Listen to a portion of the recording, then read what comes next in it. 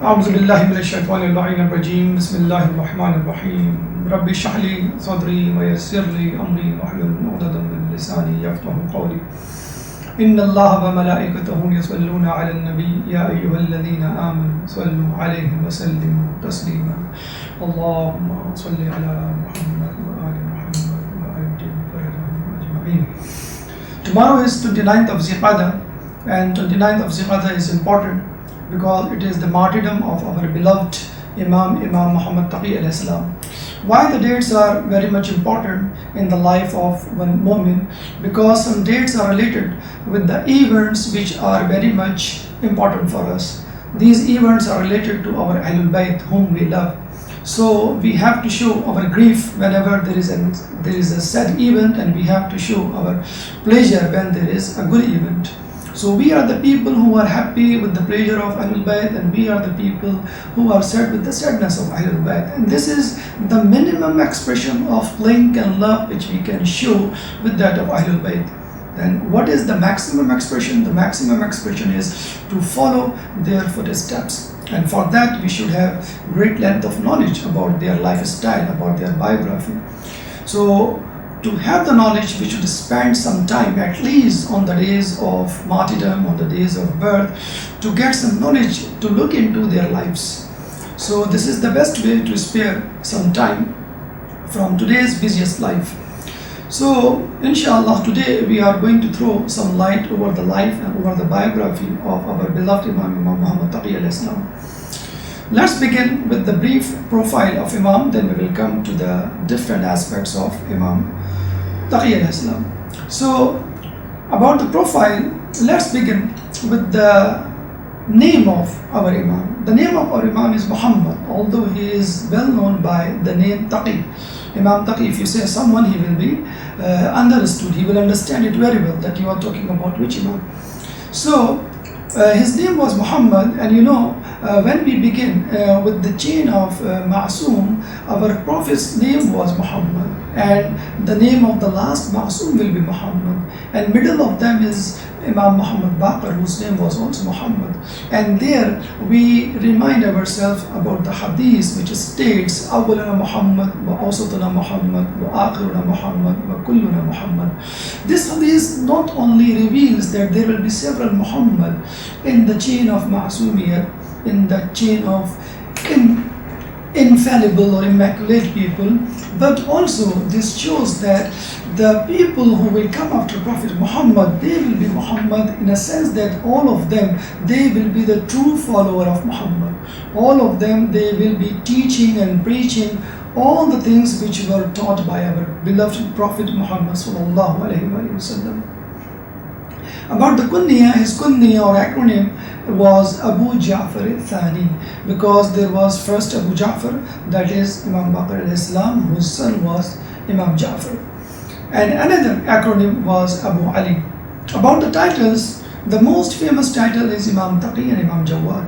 Imam is well known by this title, that is of Taqi, in subcontinent, in Pakistan, in India, the areas around. And he is well known by the name Jawad, by the title Jawad in Qaziman and the area around it.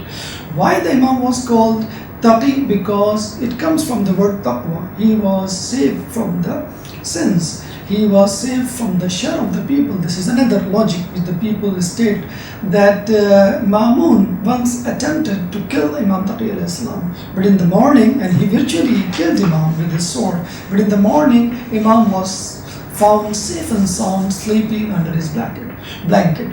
So the people said that he was saved from the shar of Ma'mun, that is why he should be called Taqi. And another title of Imam is Jawad, that means the most generous. Imam was not only generous in giving dirham and dinar, but also he was generous in forgiving his enemies. That is the real generosity. Other titles include Qani, Alim, Najib, Mukhtar, Murtaza, and so many other titles according to the virtues of Imam. Then there comes the family of Imam. The father of Imam is of course Imam Ali Raza alayhi salam, and he was at the age of 47 when the people started doubting the imamat of Imam Ali Raza alayhi salam.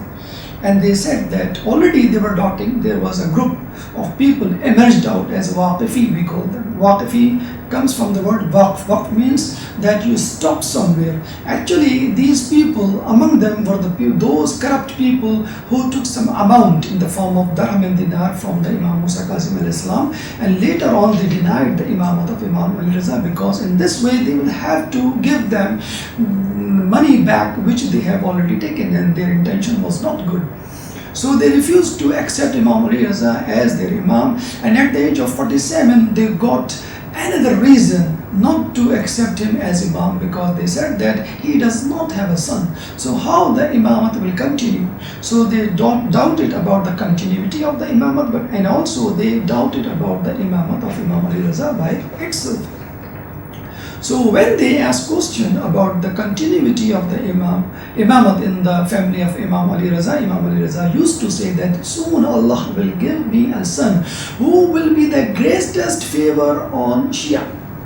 And also he said that Allah will give me a son who will be similar to Prophet Isa, Prophet Musa and Prophet Yahya.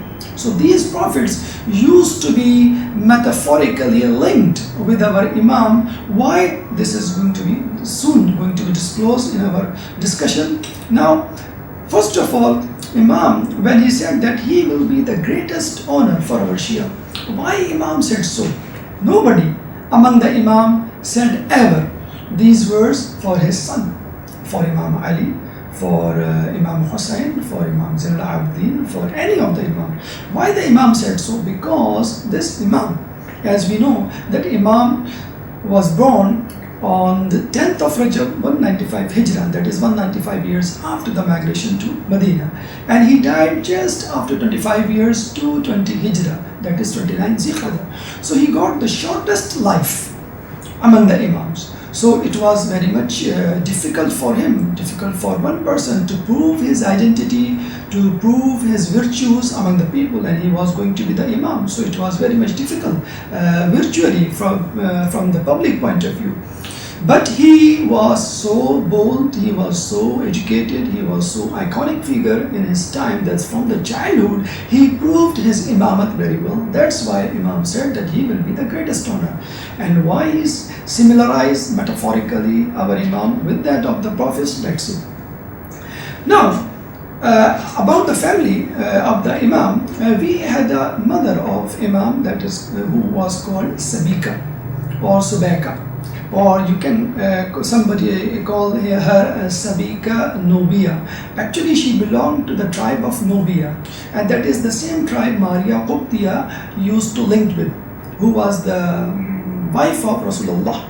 So actually this Qabila, this tribe, that is Nubia or Qubtiya, is still living in Egypt, in north of Africa, and these people are said to be the highest denominator of Christians in the world. I mean, highest number of Christians are living in the tribe of Qubtiya or Nubia in Egypt and the area around it, that is in the Middle East. So there are several other names which are also narrated in the books of history, for example Sosan, for example Durra. But after the birth of Imam Taqi alayhi salam, Imam Raza alayhi salam used to call her Khizran and Wilhana. Her kunya was al-Hasan. About the children, Imam had two sons. One of them, of course, Imam Ali Naqi alayhi salam, who became the Imam later on, and the other is Musa al-Mubarraqa.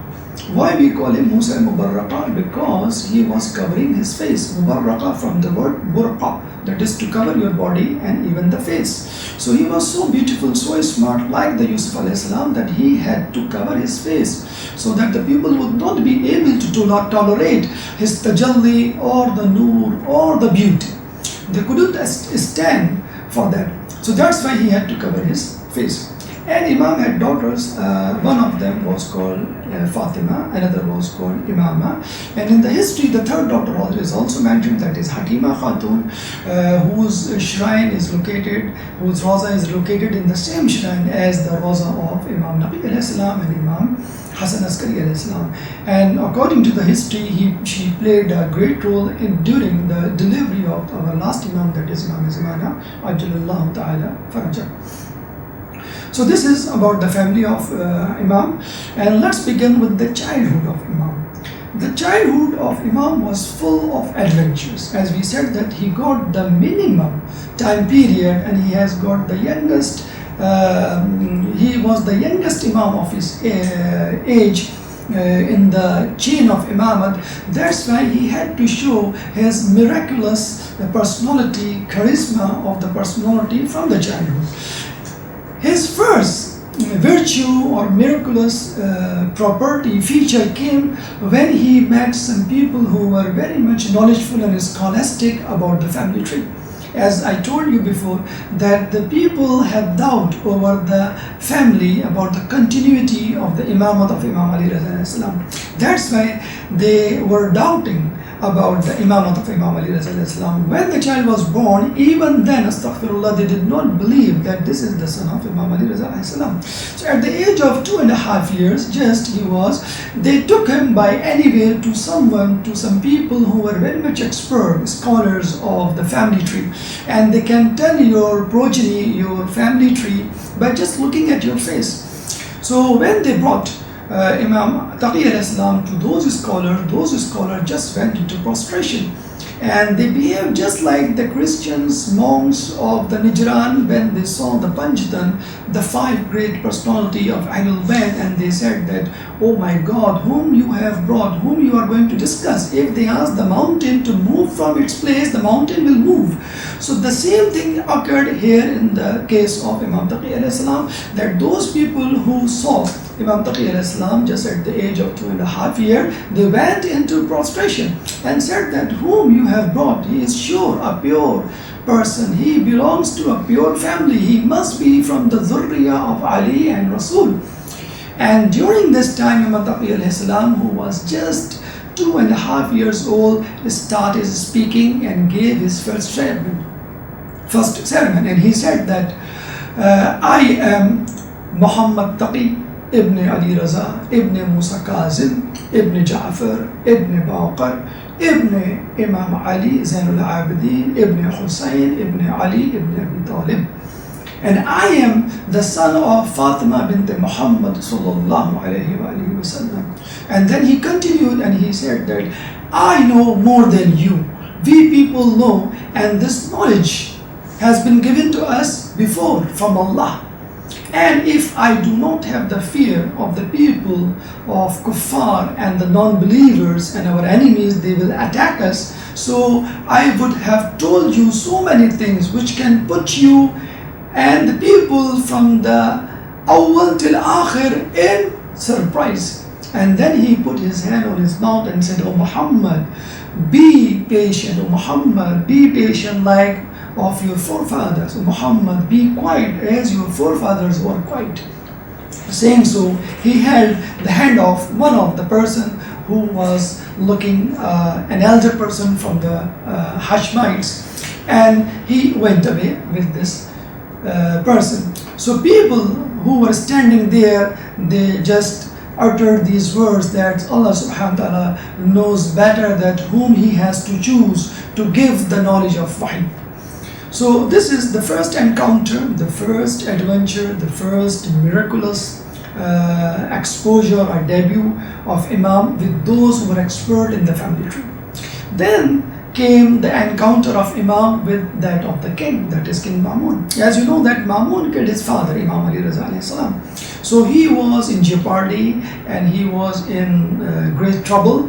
The people were after him and they said that you have killed Imam Ali Raza alayhi salam. So there was a chance of revolt against him. So what did he decide? To call his son Imam Taqi alayhi salam from Medina to Samarra or Baghdad so that he can keep this child with him in the palace, so he will have an eye on him, as well as he can remove the doubt from the mind of the people that he was the killer of his father.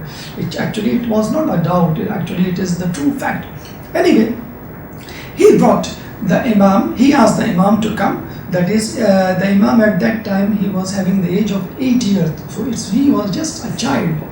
And you know, this is the habit of the kings, that they used to call the people and they used to keep them waiting outside the palace, telling them, giving them expression that I am busy. And those kings were busy in lahwul aib, playing chess, looking and listening music and dancing girls and all this stuff which was full of fasq fujur.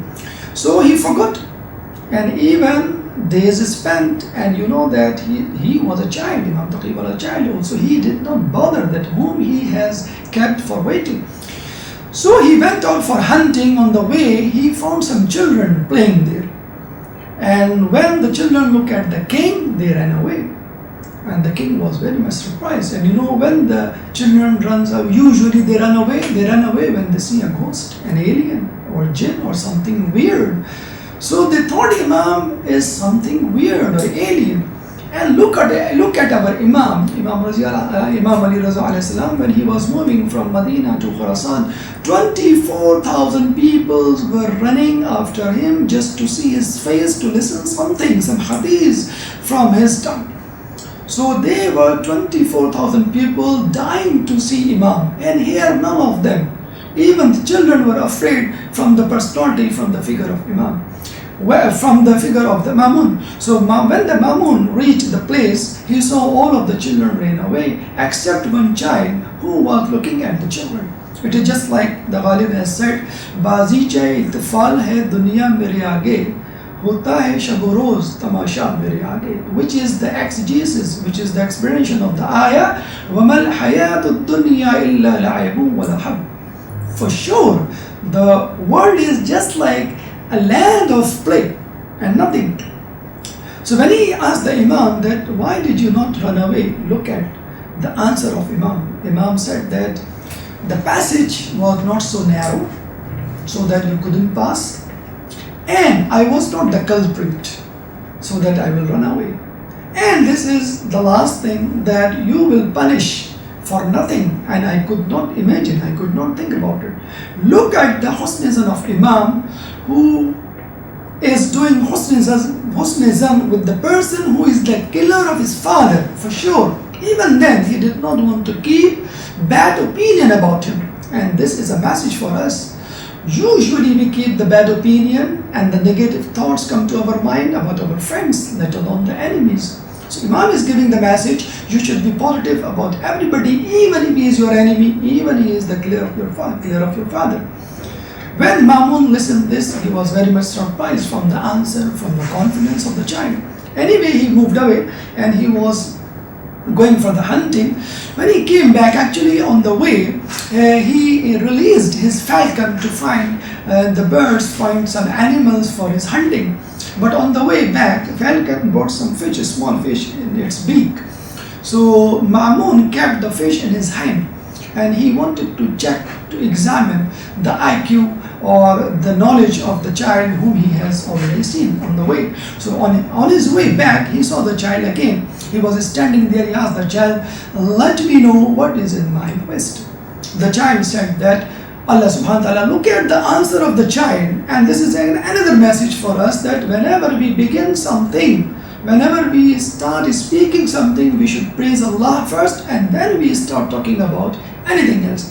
He said that Allah subhanahu wa ta'ala created skies and land, and then he created rivers, then he created fishes inside, then he gave kings fond of hunting, and then the kings hunted and they bring some fish inside the feast to check people like us. So the king Mamun was very much surprised, and he thought he must be he must be an extraordinary child. So he asked him, what's your name? He said, Muhammad. He said, Muhammad ibn, father of, son of whom? He said, I am Muhammad Taqi ibn Musa Raza.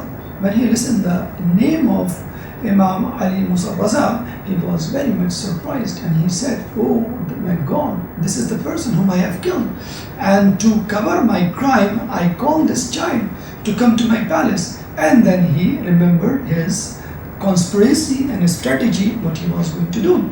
So he asked him to please come to the court, and when he brought the court, he announced something strange that put the people in bewilderment. They all were very much amazed by the announcement that I am going to marry this child with my daughter Al Fadl.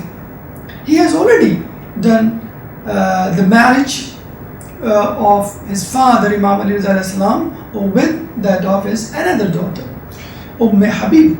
So the people were very surprised and they were very much disturbed, and they tried their best to convince him that please do not do it again, don't repeat the mistake, you have already done this.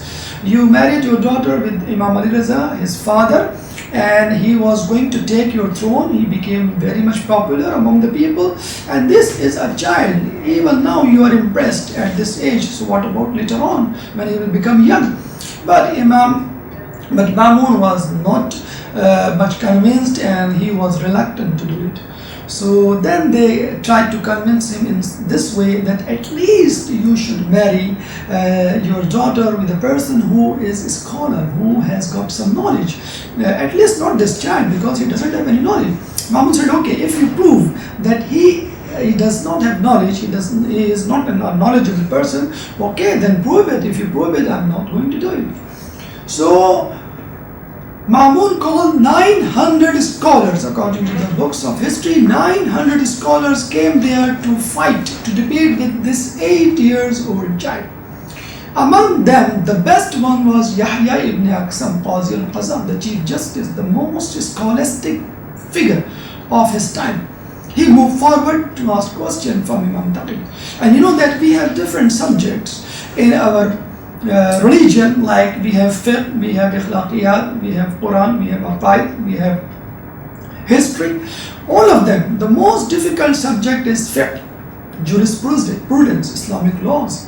And in this subject, the most difficult topic is of Hajj, masail of Hajj, laws of Hajj, because usually people do not come across with the laws of Hajj because they do not do Hajj. If they do Hajj, they do once in their age, in their lifetime. So usually people are not aware of the laws of the Hajj. And in the Hajj, he asked him the most difficult question related to Hajj, that is the question of kafara or penalty. And he asked him that what is the penalty of a person who did hunting in ihram. And he was very much satisfied that I had asked a question which is never to be answered back. So when he asked the question, Imam replied, instead of giving the answer, he said that your question is incomplete. You are not clear about your question. So Yahya ibn Aqsam was surprised. He said, why? What happened? Why this question is not complete? Then Imam said, there are 22 possibilities in this question. He was very much amazed. What are those 22 possibilities? Okay, explain it by yourself. So Imam started explaining that these are the 22 possibilities, and you have to make it sure that which one you are talking about. Imam said that tell me, the hunting was done within the sanctuary or outside, that is within Makkah or outside. Imam asked him that tell me, the hunter was aware of the law or not. Then he asked him that he did it. The hunter did the hunting intentionally or by mistake. Then he asked, he did it for the first time or he had done it many times. Then he asked, he was a free person or a slave. Then he said, the hunter was a mature one or minor. Then he asked, he was regretted over his act or he was adamant to continue it. Then he said, the hunting was done in the night or in the daytime. The hunting animal was a bird or some another animal. The animal was small or big. And then the ihram was of Hajj or Umrah. So these are the 22 possibilities Imam put forward in front of the Yahya ibn Aqsam, who was quite confused and was totally in bewilderment. He was dumb at all, and his iconic figure was demolished by Imam, and he outclassed Yahya ibn Aqsam with all his companions, which were numbered as 900 in the palace of Mamun. So Mamun was very happy that his decision is proved right. So he said, Imam, please go ahead and recite the khutbah of nikah, and I'm ready for your marriage with my daughter Umm al-Fazl. Imam recited the khutbah, marriage ceremony took place, and after that, the kings are very much in a habit to amuse, to feel happy when they see the people fighting with each other, because they don't have to play any role, any significant role. So he said to Imam that Yahya ibn Aqsam has asked you a question. No, this is your turn. You can ask any question with Yahya ibn Aqsam. And Yahya ibn Aqsam was trembling with fear that I couldn't ask the question properly. How can I give the answer properly?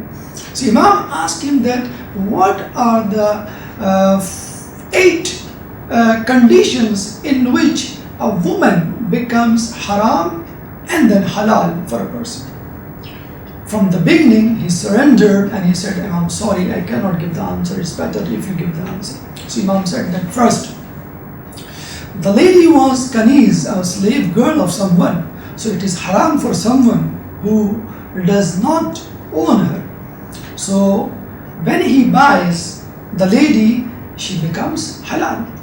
And then when he makes her free, she becomes haram again. And then when he does the marriage, aqd, then she becomes halal again. And when he does the sigha of izhar, that is, your back is like my mother, again the lady becomes haram. And when he gives kafara, again she becomes halal.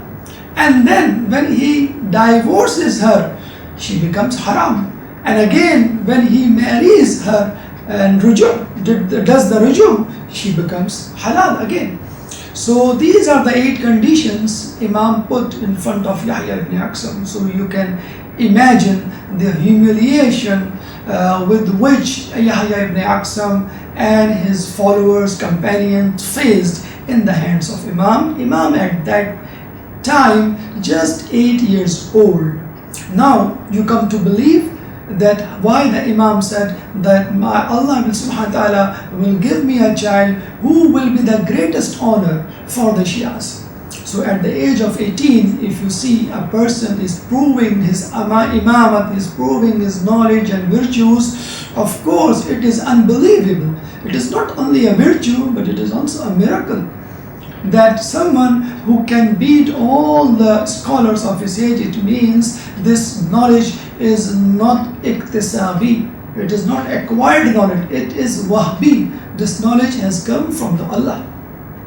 So this is the encounter of Imam with the people who were the iconic figures of their time, and Imam outclassed them in a very nice way, and he was unmatchable, unbeatable of his age, unbeatable figure. Now, you know that knowledge is very much important for a person, a very important virtue, but with the knowledge, sometimes it is not easy for a person to maintain his credibility in terms of mannerism. When you become knowledgeful, you have got knowledge, you become proud. You got a pride and you become jealous with the people and you feel yourself something big. So Imam behaved in a very nice way. The manners of Imam are the light for us, beacon of light, and we can choose jewels and jewels of mannerism and behavior from the life of Imam. If I ask you that what are the 2 sins, what are the 2 fitnas which are very much common in the society nowadays, I asked this question among the people whom I was talking to you. So they gave me 2 fitna, 2 sins. One is music and the other is obscenity. And very strange that when the Dajjal will come, he will be having 2 fitnas, 2 strategies, 2 weapons. In one hand he will be having obscene girls, fahisha, and other hand he will be having musical instruments. You think that these 2 fitnas and sins are common nowadays? They will be common in the time of the Dajjal, and these were common in the time of Imam. So the king of that time, they tried to play a trick on Imam Astaghfirullah, as they have done with their forefathers like Imam Musa Kazim al-Islam. The king of that time, Harun Rashid, he sent a girl in Zindan, in the prison. just to tempt Imam, astaghfirullah. And what happened in the morning? This girl was in prostration saying Subbuhun Quddusun. So she came to derail Imam from his track, and Imam put her on the right track.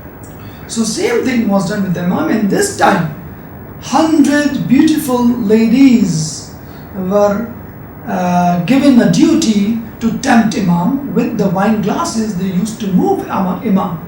Imam was busy in the worship, and you can imagine how much crucial condition at that time when when the Imam was doing ibadah, the worship of Allah, and the girls are around him.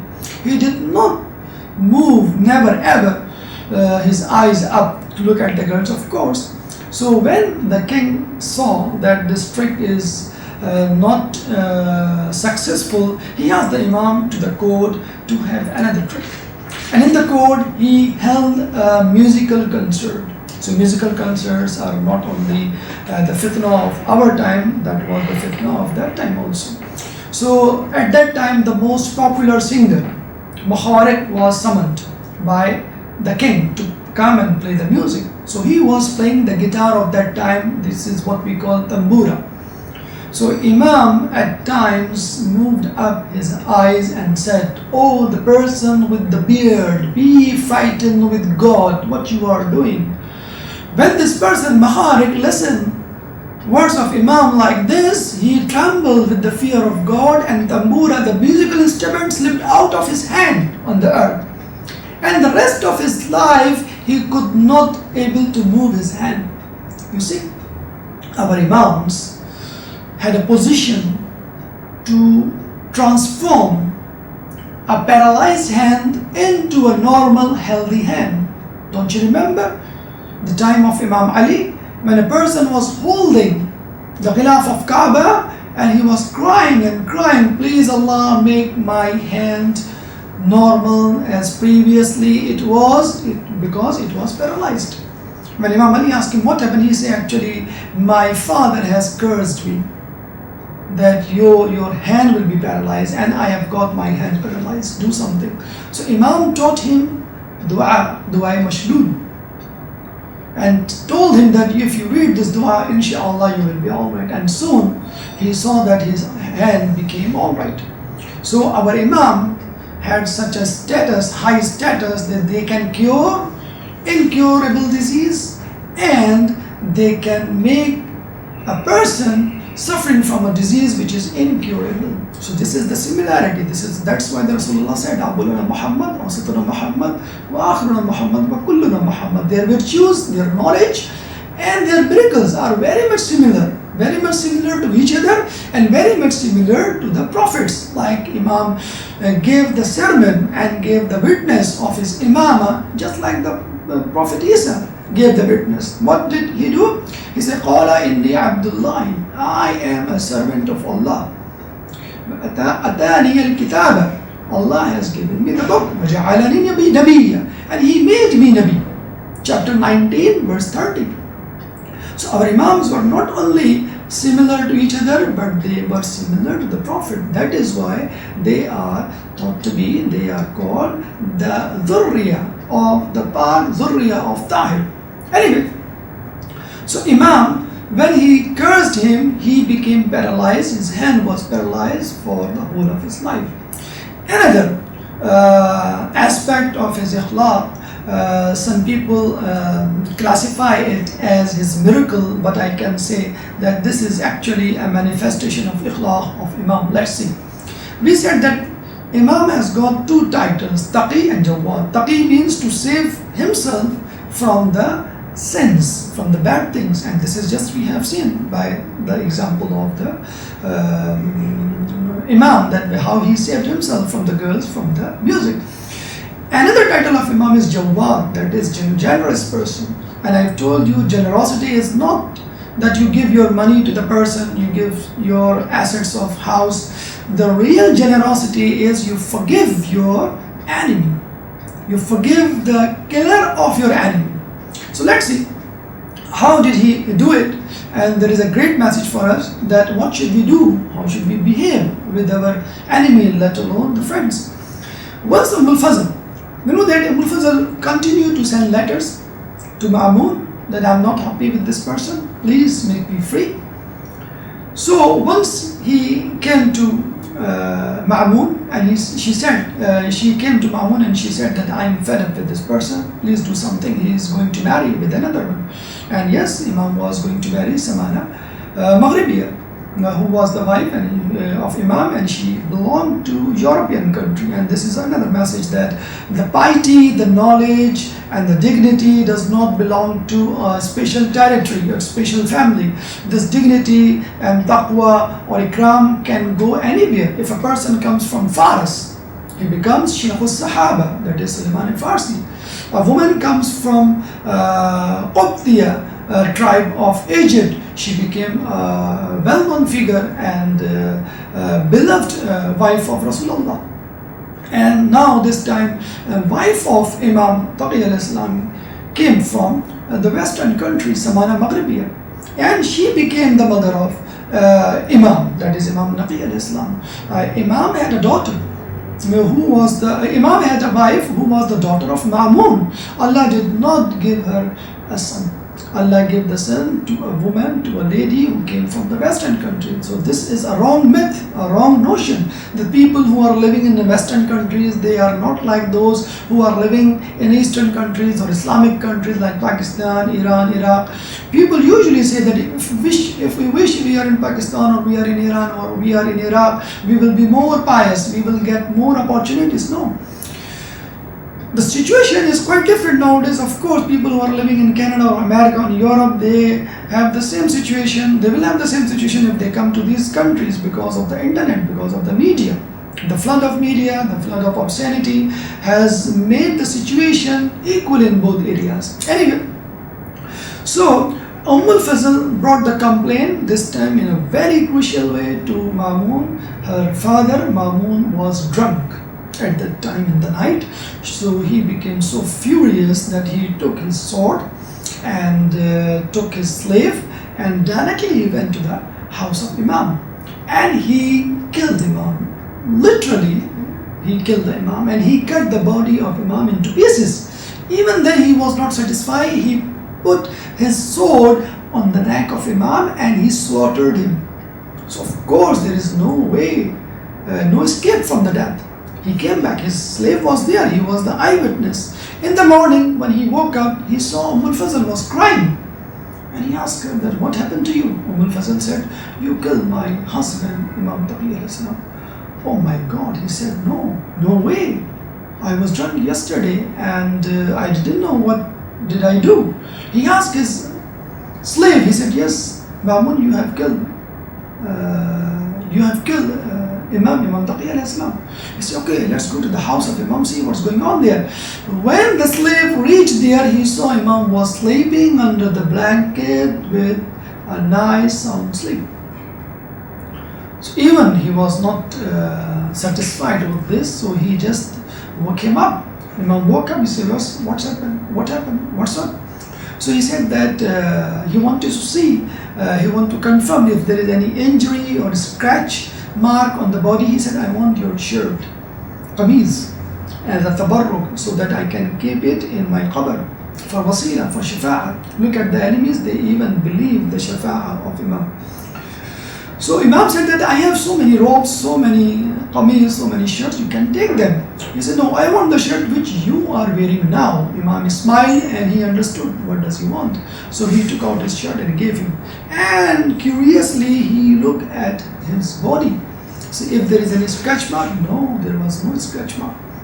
He took the shirt and went to Ma'mun and said that this is the shirt I have brought and I have seen myself that even there was not a single scratch on the body. So Ma'mun thanked God that Imam is still alive and he did not do this blunder or mistake. He went himself to the Imam and he said, Imam, please forgive me. First he sent one of his friends with the gifts or with dirham, with large amount of money to make the Imam relax and satisfied and clear his mind from him. So this friend just did the sifarish of Imam Muntab, please Imam forgive him, he was drunk and he was not in his sense. So when the Imam came, he said that Imam, please forgive me, I was drunk and I will not do this bad thing anymore in my life. But by the way, why you were slave? I cut you into pieces and I slaughtered you. Even then you are alive, safe and sound. What's the reason behind it? What's that miracle? Imam said, our Jidda has given us ta'aweez, which make us safe from any disaster, any harm, except the death. If the death is there, okay, it will come to us, Amr Ilahi, but otherwise this ta'aweez will save us from any disaster. Imam said, where is this ta'aweez? Imam showed him, he said, please, can you give it to me? Imam gives this ta'aweez to him. Imam said, he asked the Imam desperately that would that save me from the enemies, because sometimes I have to go to the wars. Imam said that you will be saved from the people of an army, even this army belongs to Qaisar and Kisra. See, this is not a miracle only merely, it's not a miracle merely, it is actually a khilaf of Imam, that he is giving favor, doing favor to his enemy, who is the clear cut, no doubt about it. He was the killer of his murderer of his father, and he was the killer virtually you can say. So Imam was taqi, saving himself from the bad things, music and other sins. Imam was jawad, was perfect in generosity, not giving the dirham and dinar, but also giving the forgiveness to those who were the enemies. Here, let me give you few incidents regarding the miracles of Imam. Imam, miracle are for those, it is said that you can judge and testify the Imam or Nabi or Prophet by his knowledge, by his piety. But miracles sometimes are to be done, are to be carried out for those who are the enemies, for those who are illiterate, for those who are stubborn. So Imam had a lot of miracles in his lifetime. One of the miracles was that when a person, he was sitting in the house of Imam and he was feeling thirst. He was very much thirsty, he was using some medicine for his disease and he was feeling thirsty for that. But he didn't ask for water. You know why? It is a myth. Maybe you will not believe it, but it is a myth, and it is not a myth, it's a widespread belief in Pakistan, in India and subcontinent areas. The people who are Shia, they mix something in the food or in the water and then they give it to those who are not Shia. This is the myth, and actually this myth is designed so that the people will not be able to sit with those who are Shia. Why? Because if you sit with them for a long time, you have to drink water, tea or any drink, or have to take food. So they do not want their people to sit with the Shia so that they will be convinced soon. They don't want it. So even if the people are not convinced with that, they say, okay, if you are adamant, you are reluctant to sit with them, think this, that for sure they make something. So this is the story they have spread as rumor, and it's going to be false but firm belief that they make something. So this myth actually coming from the time of Imam, so that those who were the enemies of Ahlul Bayt can keep their people away from the Ahlul Bayt and the Shia. So Imam understood his situation and he asked his slave to bring the water for this person. And that person was very much convinced that the Imam of Shia, they know the feelings of the heart and they have got the ability to read minds. Look at Imam, look at Ahlul Bayt. When they asked water in Karbala, the water was not given to them. And if the person is not asking water and they are giving the water. So this is the difference between the Ahlul Bayt and the enemy of Ahlul Bayt.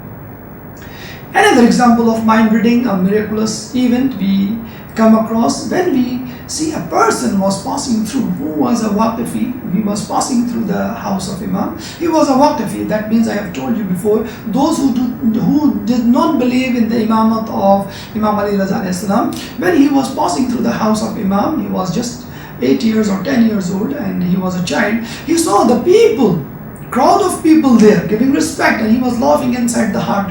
How stupid are they? They are giving respect to a child. He was just thinking this. And Imam said, Imam said that those who are disobedient to us, they will go to Nar, they will go to Jahannam. And he was afraid, he trembled, he said, oh my God, Imam read whatever is in my mind. They have got the power of mind reading. Maybe this is a magic they have learned from somewhere.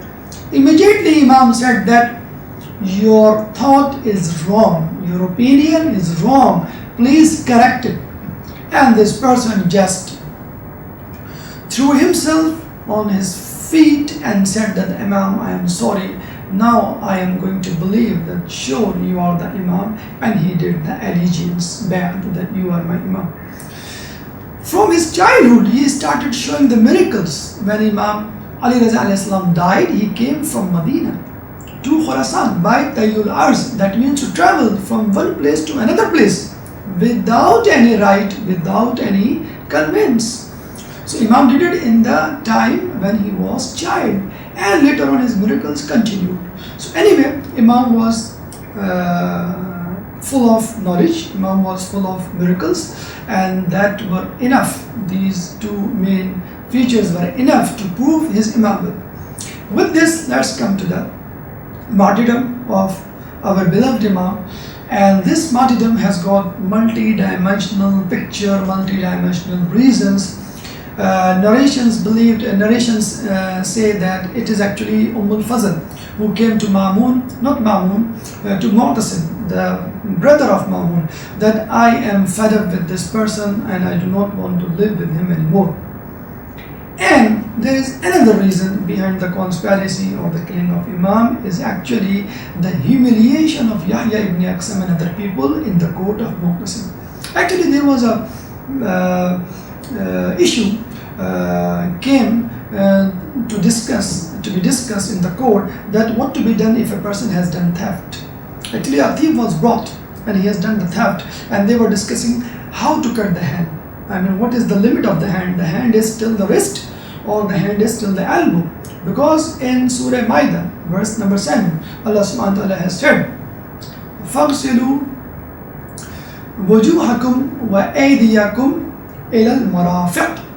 Marafiq means the elbow. So those who say that the elbow is included in the hand, they quoted this verse, that is Surah Maida chapter 5 and verse number 7.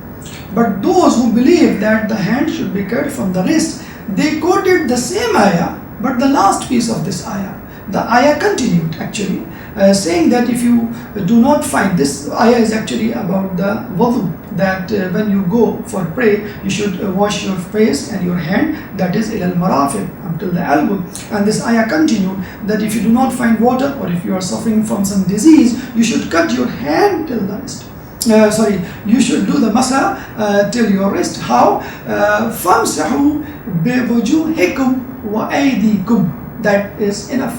Did not mention, Allah subhanahu wa ta'ala did not mention ilal marafiq. Just say aydikum. That means the masa should be done till the wrist. And this is, very well, that when we do masa, we do the masa like this, till the wrist, not till the elbow.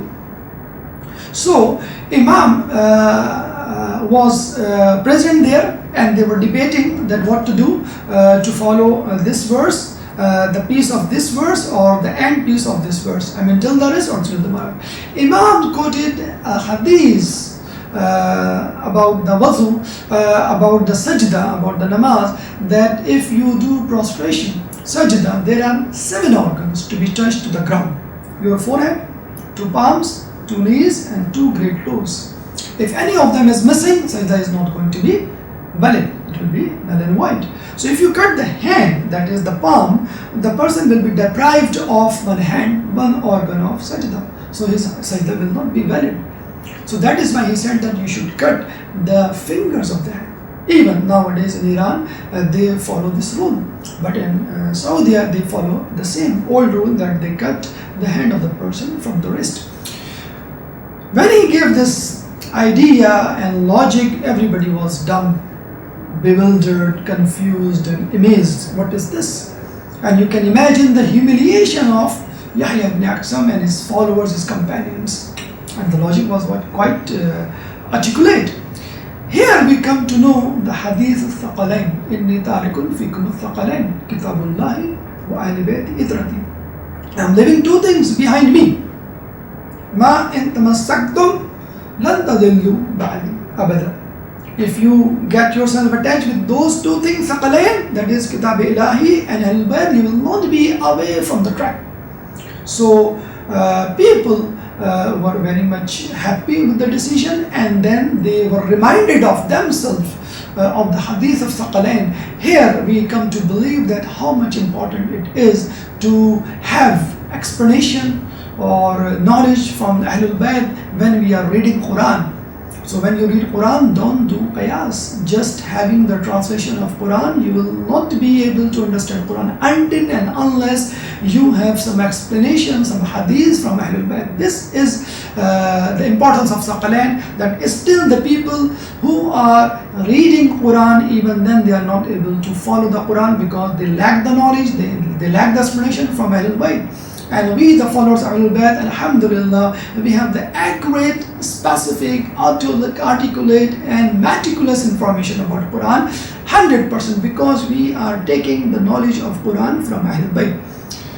Looking at this humiliation, Yahya ibn Aqsam was totally out of his sense. And next day he went to the king and he said that you are doing the same mistake as Ma'mun was doing.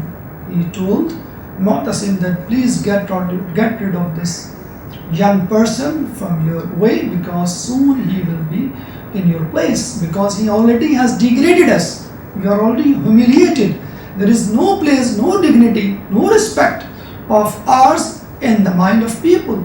And sooner or later this dignity or respect will be lost from the mind for you yourself, and your caliphate, your khilafah will be in jeopardy. So please do something, or otherwise be ready, your khilafah will go towards Alwiyin, who are Hashimis. So Mu'tasim decided to kill Imam by giving grapes with poison, and the same way like Imam Ali Riza was poisoned and killed, the wife of Imam al-Fazl was crying and lamenting just to show the people that she is sad. Before the Imam died, he said to his wife al-Fazl that you will be suffering from a disease that there will be no cure, and you will die of this disease. And the history proved that she suffered from a disease that is sort of cancer, and he died of that disease and never cured of. So we pray to Allah that Allah will give us opportunity to follow the footsteps of Imam Taqi alayhi salam, and Allah give us opportunity to be raised among the Ahlul Bayt and give us their shafa'ah in the day of judgment. May Allah hasten the reappearance of Imam Zaman alayhi salam and make us his supporters and soldiers. وآخر دعوانا أن الحمد لله رب العالمين. اللجن اللجن يا مولا اللجن اللجن اللجن اللجن اللجن اللجن اللجن يا صاحب السماء اللجن اللجن